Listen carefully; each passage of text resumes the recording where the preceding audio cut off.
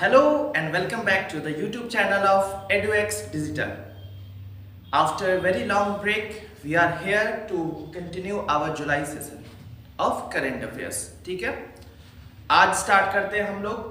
Perhaps it will be the last July's current affairs video और इसके बाद एक और वीडियो आएगी आपकी, इसके बाद एक और वीडियो आएगी, वो होगी आपकी बिहार के करंट अफेयर्स की.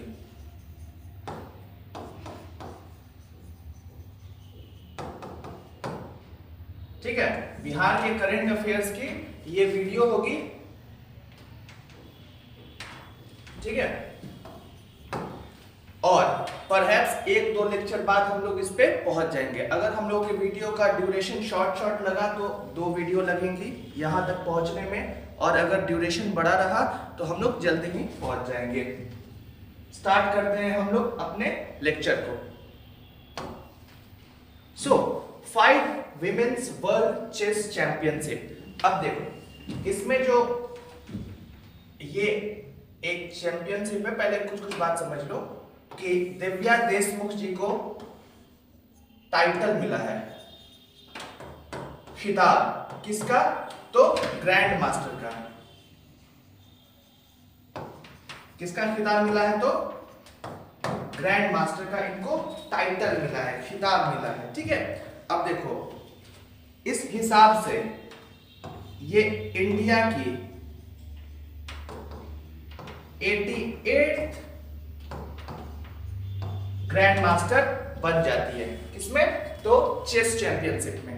ओके, अब पहले बात आपके जहन में आ रही होगी कि ये FIDE इसका फुल फॉर्म क्या होता है.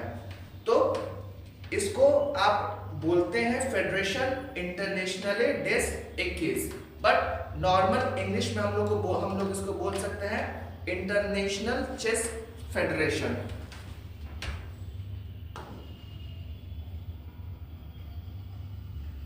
नॉर्मली हम लोग बोल सकते हैं इसको इंग्लिश में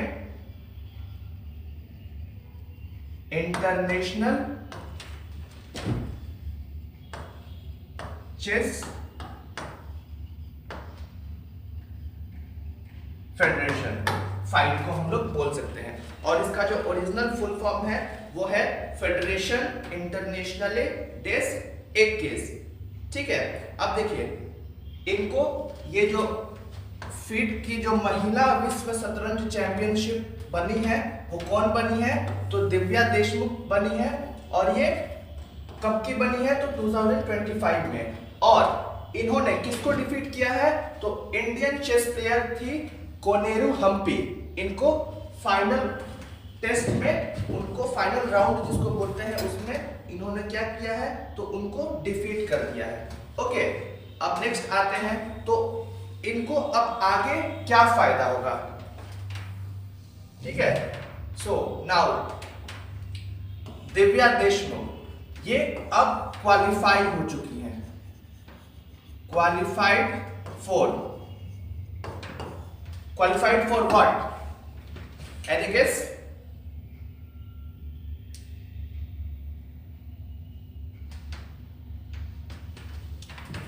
टू 2026 वुमेन. आगे आगे आगे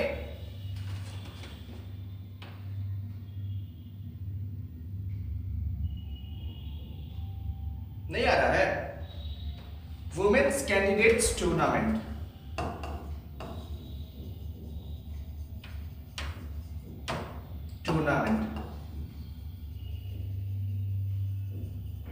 इसके लिए ये क्या हो चुकी है? तो क्वालिफाइड हो चुकी है. ओके, अब देखो ये इसके बाद से इस करने के बाद वुमेन वर्ल्ड चेस चैंपियनशिप से मतलब एक कदम बाकी है. मतलब इसके आगे ये क्या कर सकती है? तो वुमेन चेस चैंपियनशिप का ये हिस्सा बन सकती हैं. इसके आगे क्या स्टेप होगा? नेक्स्ट स्टेप हो सकता है तो ये विमेन चेस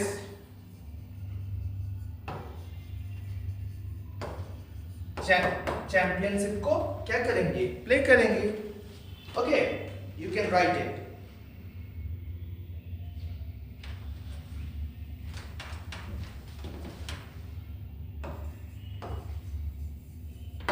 ये इनका फाइनल स्टेप होगा।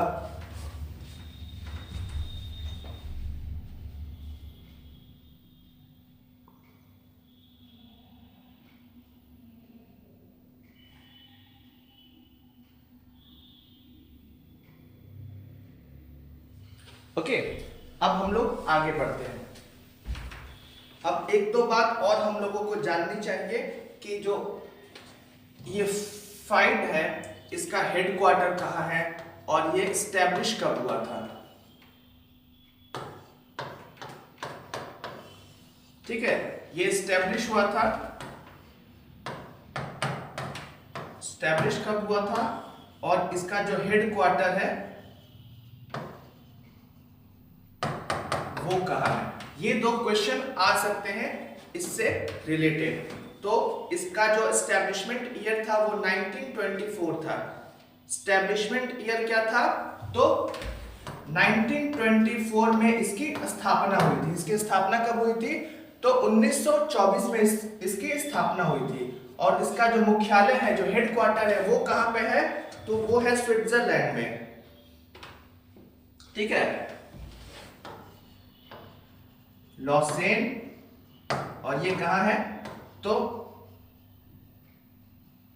स्विट्जरलैंड में है।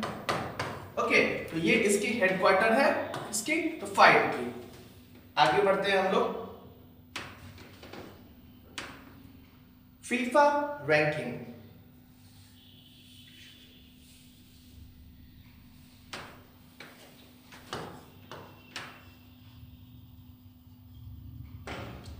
International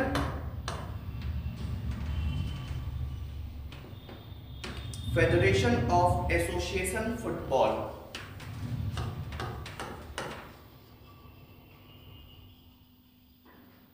federation of association football, इसका ये इंग्लिश फुल फॉर्म है। Always remember it is the English full form of FIFA.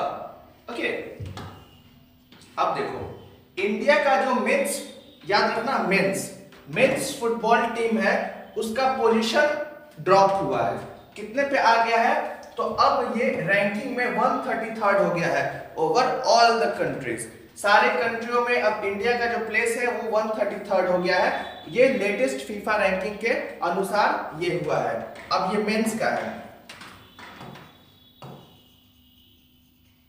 Women's वाला लाइन करता है 63rd टू 67th रैंक पे। ठीक है, और ये इंडिया की बात हो रही है। ठीक है, अगर आप लोग चाहें तो टॉप 10 फीफा रैंक्स आप याद कर सकते हैं। जैसा कि टॉप 10 लिखवा ही देता हूं। फर्स्ट पे कोई हिंट कौन हो सकता है? अर्जेंटीना होगा क्या, या क्रोएशिया होगा? पहला है स्पेन, फिर अर्जेंटीना, फिर फ्रांस, और फिर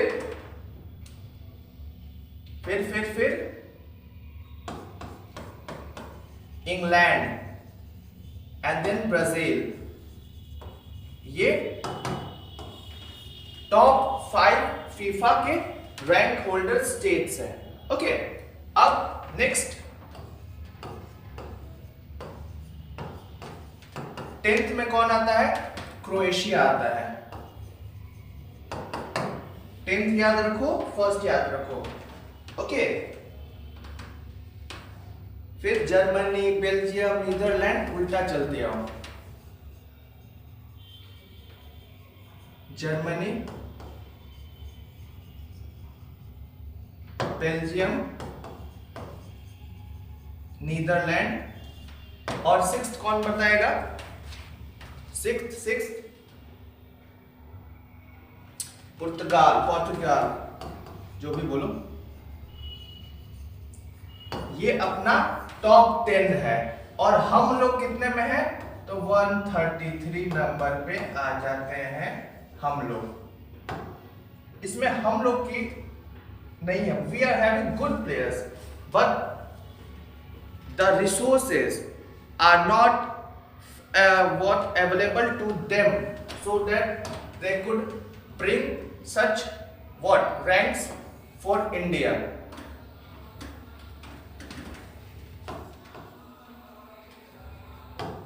ओके, तो ये रैंक्स थे किसके? तो फीफा के।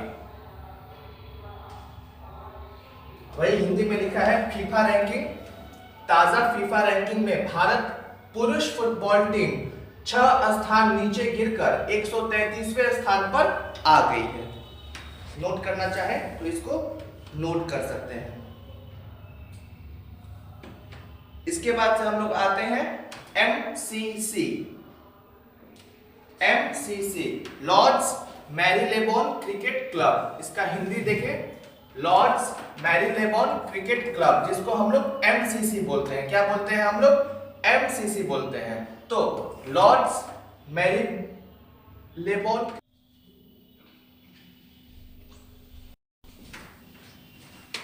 सॉरी वीडियो जस्ट कट, कोई बात नहीं, हम लोग एक बार फिर से रैपिडली आपको बता देंगे।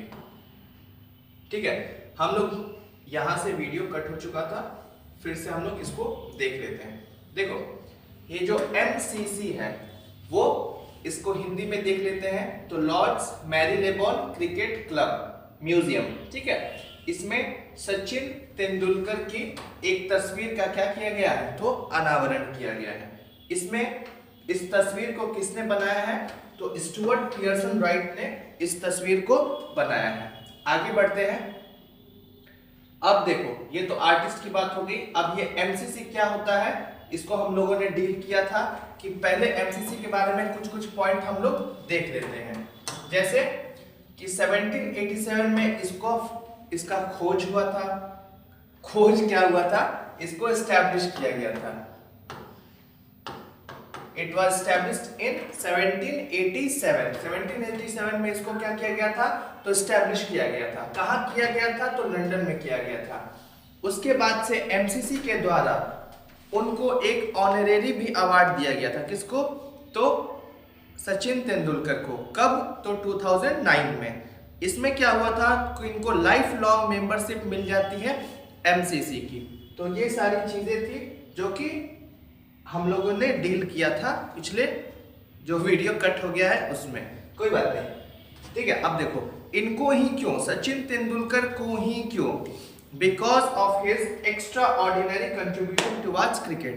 क्रिकेट के लिए इनका एक्स्ट्रा ऑर्डिनरी जो कंट्रीब्यूशन था उसको देखते हुए ही इनको ये अवार्ड दिया गया है। अवार्ड बोलो या जो भी ऑनर बोलो। नेक्स्ट आगे बढ़ते हैं हम लोग। अब देखो, नीरज चोपड़ा। नीरज चोपड़ा, अगर हम लोग इसके पहले भी डील किए हैं कि अगर हम लोगों को किसी फील्ड में एक्सीलेंस का एग्जांपल देना हो कि भाई ये बंदा अपने फील्ड का मतलब एकदम एक्सीलेंट है, ठीक है, तो हम लोग नाम लेंगे नीरज चोपड़ा का। तो इन्हीं के नाम पे एक नीरज चोपड़ा क्लासिक 2025 नाम का इवेंट का स्टार्ट हुआ है, इनिशिएशन हुआ है, शुरुआत हुआ है। कौन किया है? तो world athletics gold level event है ये, ठीक है। और ये कहाँ हुआ था? तो बेंगलुरु के कांतेवीरा स्टेडियम में हुआ था। अब देखो, ये जो पहला स्टेडियम था वो इनॉग्रल स्टेडियम था, मतलब स्टार्ट हुआ था, उसमें भी नीरज चोपड़ा में रैंक 1 लाई। कितने मीटर्स में? तो 86.16 मीटर में। ओके, और तो कुछ नहीं था इसमें। ओके, नेक्स्ट आगे बढ़ते हैं हम लोग। अब देखो,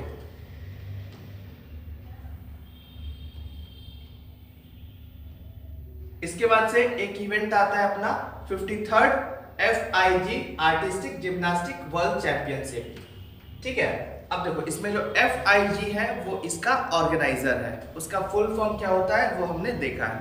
अब देखो, इसमें है, इसको होस्ट किया था जकार्ता इंडोनेशिया में इसको होस्ट हुआ था।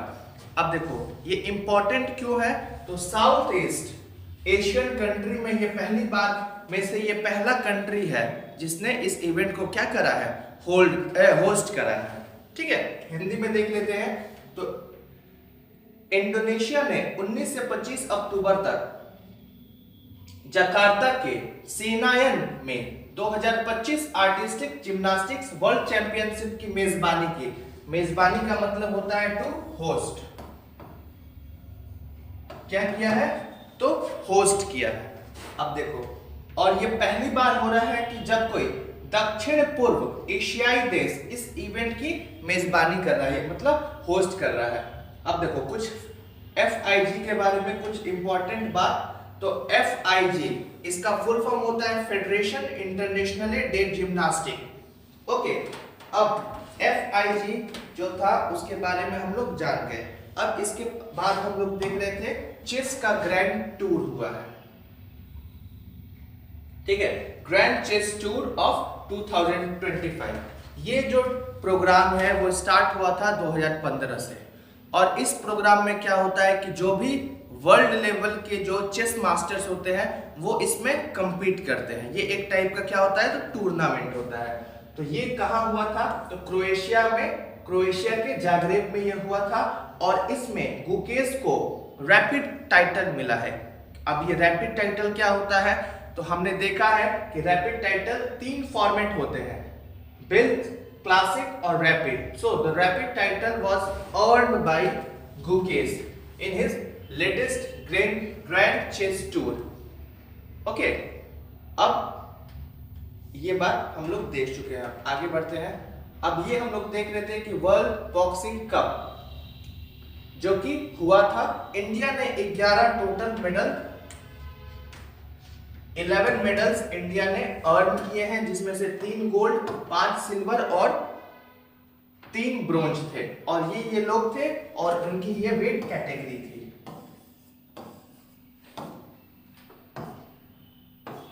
इन फर्स्ट का नाम आप याद कर सकते हैं। अब आते हैं हम लोग इंडिया वर्सेस इंग्लैंड टेस्ट पे।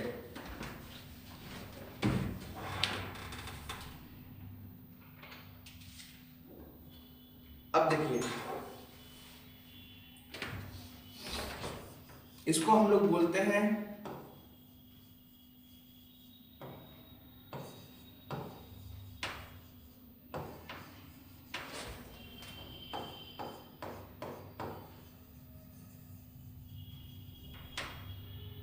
India tour of England. ठीक है, ये क्या था, तो ये 5 मैच का टेस्ट सीरीज था। ये क्या था, 5 मैच टेस्ट सीरीज था। इसमें से ये जो भारत बनाम इंग्लैंड टेस्ट सीरीज, भारत ने बर्मिंघम के एजबेस्टन में इंग्लैंड को हराकर इस मैदान में अपनी पहली जीत, मतलब ये जो मैच थी, ये वाली जो मैच, ये जो टूर था 5 मैच का सीरीज, ये 2-2 से ड्रॉ हो गया था। इसमें 5 मैचेस हुए थे, 1 2 3 4 5। ठीक है, अब देखो ये वाला जो सेकंड मैच था वही था ये वाला। ठीक है, बर्मिंघम वाला। ओके, तो ये इंडिया ने जीता था। इंपॉर्टेंट ये है कि ये इस मैदान का, इस फील्ड का, ये इंडिया का पहला टेस्ट विन है। ओके, और ये पहला जीता था। फिर हम लोग ये 5th जो थे वो 6 रन से इंडिया जीती थी। ठीक है, so why it is so important, क्योंकि इंडिया ने इसको, मतलब इस फील्ड पे, इस मैदान पे इंडिया ने जीता था। 2-2 से ये क्या हो गई थी, तो ड्रॉ हो गई थी। अब इसके बाद से हम लोग अपने अगले टॉपिक पे आते हैं, FISU वर्ल्ड यूनिवर्सिटी गेम्स। अब FISU का फुल फॉर्म क्या होता है, अरे यहाँ पे दिया हुआ है ना, इंटरनेशनल यूनिवर्सिटी स्पोर्ट्स फेडरेशन, जिसको हम लोग FISU भी बोलते हैं। अब देखो FISU world university games 2025 Bharat Germany में FISU वर्ल्ड यूनिवर्सिटी गेम्स 2025 में मेडल टैली में 20वें स्थान पर रहा। ओके, और कुल 12 मेडल, जिसमें से कुल 12 मेडल इंडिया ने जीते हैं, जिसमें से 2 गोल्ड, 5 सिल्वर और 5 ब्रॉन्ज जीते हैं। सीमा जो थी वो 500 मीटर की दौड़ में मेडल जीतने वाली पहली भारतीय महिला बनी है। ओके, अब FISU के बारे में कुछ हम लोग देख लेते हैं।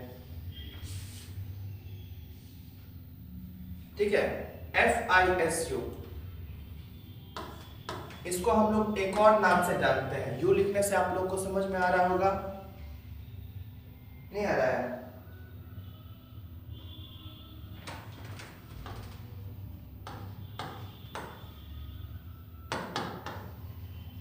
ठीक है, और ये जो होता है वो 2 एडिशन में चलता है। कितने एडिशन में चलता है? तो 2 एडिशन में चलता है, एक विंटर एडिशन और एक समर एडिशन। 2 एडिशन में ये चीजें मतलब ये वर्ल्ड FISU चलता है। आगे बढ़ते हैं हम लोग। अब Asian youth table tennis. Asian youth table tennis में जो दिव्यांशी थी वो एक हिस्ट्री बनाती है। ठीक है, अब एक और बात याद करो, ये जो एशियन यूथ टेबल टेनिस है ये भी 2 कैटेगरी में होता है, एक अंडर 15 और एक अंडर 19।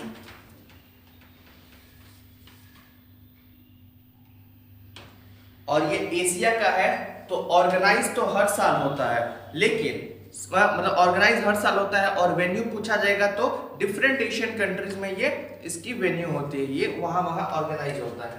ओके,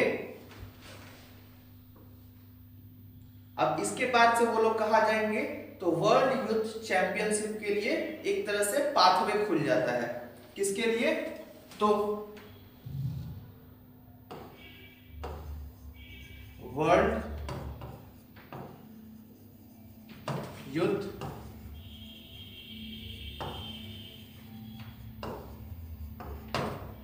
चैंपियनशिप के लिए पाथवे ओपन हो जाता है इनके बाद। तो किसके लिए? तो इनके लिए। ओके, अब हम लोग अपना इस वीडियो का लास्ट सीरीज हम लोग देख रहे हैं, लास्ट इवेंट देख रहे हैं। ठीक है, इंटरनेशनल शूटिंग कंपटीशन, अंतरराष्ट्रीय शूटिंग प्रतियोगिता। इसमें क्या हुआ है? तो इसमें भी अलग अलग टाइप का शूटिंग है, rifle shooting, pistol shooting, shotgun, rifle, pistol, shotgun, ये शूटिंग के यहाँ पे कैटेगरीज थे। ठीक है, अब देखो इसमें भारत को अगले 3 साल के लिए होस्ट करने का क्या मिला है? मौका मिला है। होस्ट ऑफ मेजर जितने भी अब इंटरनेशनल शूटिंग कंपटीशन अगले 3 सालों तक होंगे उसको होस्ट कौन करेगा? तो इंडिया करेगा। अपने यहाँ के आप लोगों को कुछ बात पता होनी चाहिए कि इंडिया के फेमस शूटर्स, इसमें कुछ लोगों के आप लोगों को नाम मालूम चलना चाहिए, जैसे अभिनव बिंद्रा, इधर लिखते हैं।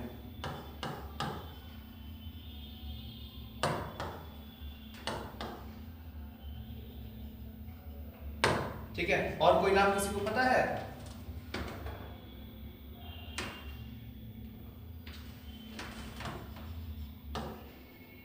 मनु,